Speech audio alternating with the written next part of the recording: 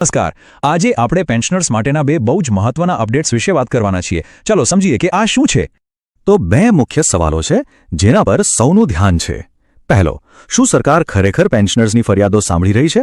અને બીજો, શું આવનારા સમયમાં પેન્શનમાં કોઈ મોટો વધારો જોવા મળી શકે છે? ચાલો આ બંને મુદ્દાઓને ઊંડાણપૂર્વક તપાસીએ. ચાલો તો સૌથી પહેલા વાત કરીએ ફરિયાદોની. સરકાર પેન્શનર્સની સમસ્યાઓને કેટલી ગંભીરતાથી લઈ રહી છે અને એના માટે શું નક્કર પગલાં લેવાઈ રહ્યા છે. જો આ કોઈ નાની સૂની વાત નથી. તાજેતરમાં જ રાજ્યસભામાં આ મુદ્દો ઉઠાવવામાં આવ્યો. આ શું બતાવે છે? એ જ કે પેન્શનરોની ફરિયાદોના નિરાકરણ માટે સરકાર પર એક પ્રકારનું દબાણ તો છે જ. અને આ દબાણના જવાબમાં જ કદાચ સરકારે એક મોટું પગલું ભર્યું છે. ફરિયાદોનો ફટાફટ નિકાલ થાય એ માટે દેશભરમાં 15 ખાસ પેન્શન અદાલતોનું આયોજન કરવામાં આવ્યું. અને આ આંકડો જુઓ, 27,812. આ કોઈ નાનો આંકડો નથી. આટલી બધી ફરિયાદોની સમીક્ષા થઈ. આમાંની ઘણી ફરિયાદો તો એવી હશે જે કદાચ વર્ષોથી ક્યાંક ફાઇલોમાં દબાઈને પડી હશે. અને હવે સૌથી સારી વાત, આમાંથી લગભગ માની લો કે 20,000 જેટલી ફરિયાદોનો તો સ્થળ પર જ નિકાલ કરી દેવામાં આવ્યો, ઓન ધ સ્પોટ. આને ખરેખર એક મોટી સફળતા જ ગણવી પડે.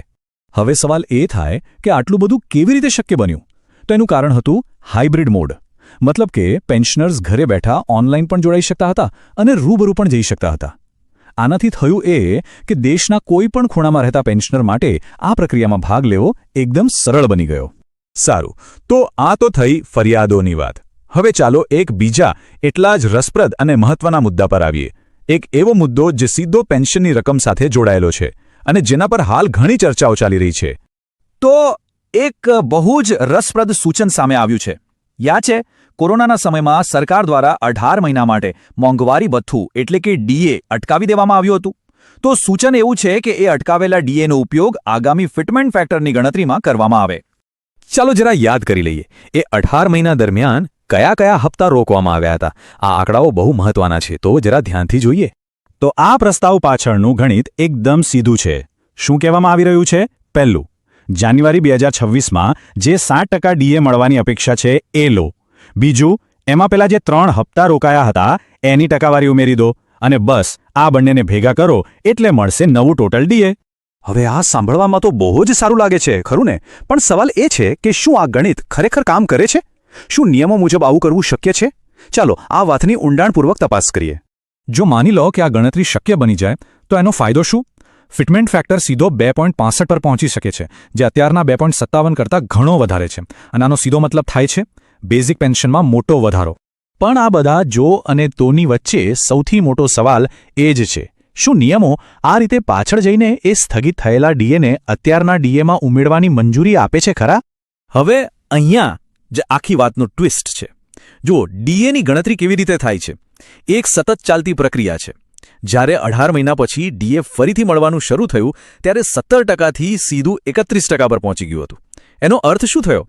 એનો અર્થ એ થયો કે જે 3 હપ્તા સ્થગિત થયા હતા એને એ 31%ના આંકડામાં પહેલેથી જ સમાવી લેવાયા હતા. તો આનો સીધો અને સ્પષ્ટ મતલબ એ છે કે પેલા સ્થગિત થયેલા ટકા કોઈ અલગ નથી પડ્યા કે જેને હવે પાછા ઉમેરી શકાય. એ તો વર્તમાન ડીએની ગણતરીમાં ઓલરેડી ભળી ગયા છે.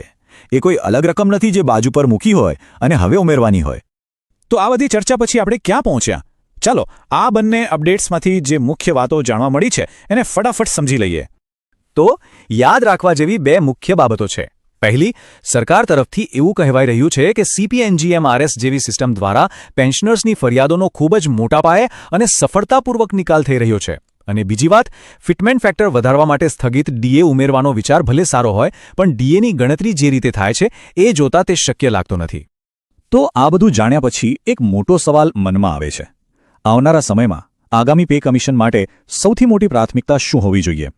શું એ ફિટમેન્ટ ફેક્ટર હોવો જોઈએ, ડીએની ગણતરીની પદ્ધતિમાં સુધારો હોવો જોઈએ, કે પછી વધુ સારી આરોગ્ય સુવિધાઓ? આ એક એવો પ્રશ્ન છે જેના પર સૌએ વિચારવાની જરૂર છે.